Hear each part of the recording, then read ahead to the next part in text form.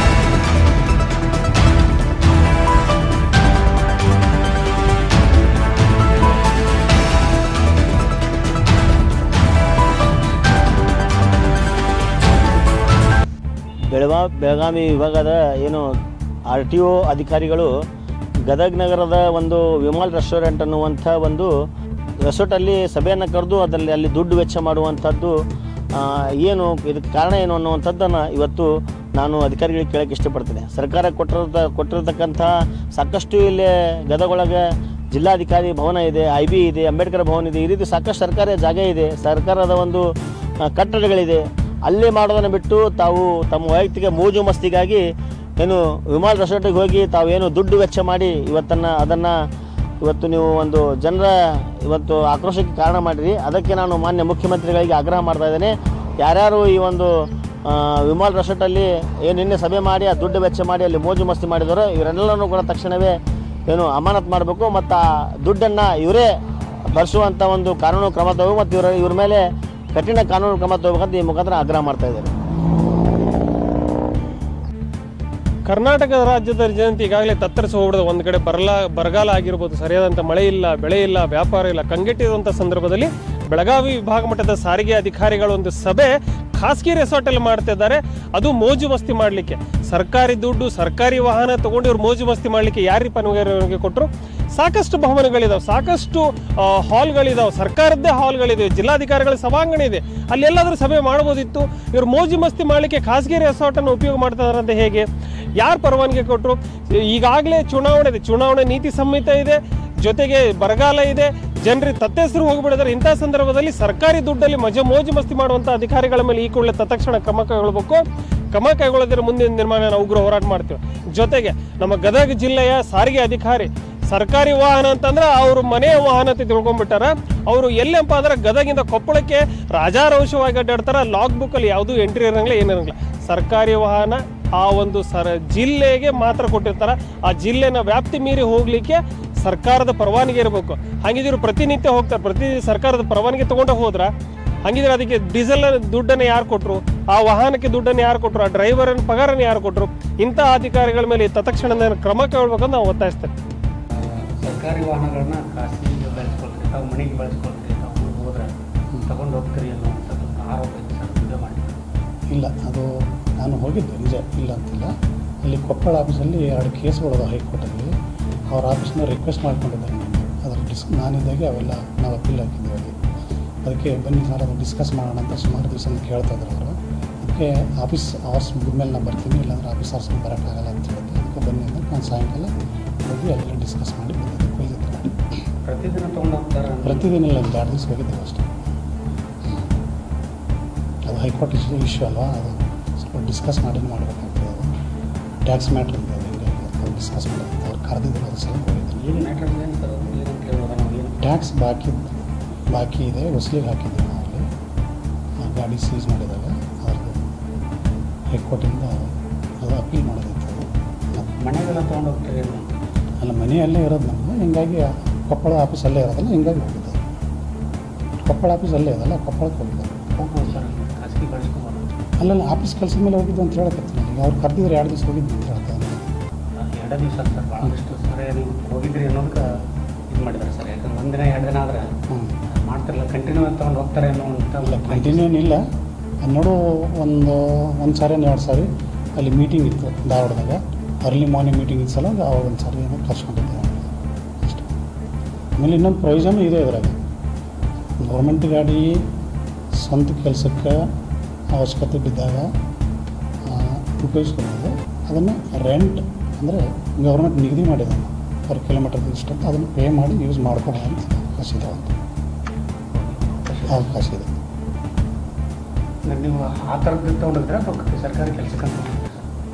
ಅಲ್ಲಲ್ಲ, ನಾನು ಸರ್ಕಾರಿ ಕೆಲಸಕ್ಕೆ ಉಪಯೋಗ ಮಾಡ್ಕೊಂಡಿದ್ದು. ನೀವು ಅದನ್ನು ಅಲ್ಲ ಅಂತಂದರೆ ಅದನ್ನು ಬೇಕಾದ್ರೆ ಪೇ ಮಾಡ್ಬೋದು ಅಂತ ನಾನು ಹೇಳ್ತೇನೆ ಅಷ್ಟೇ. ಈಗ ನಾನು ಸರ್ಕಾರಿ ಕೆಲಸಕ್ಕೆ ಯೂಸ್ ಮಾಡಿದ್ದು, ಹೌದು.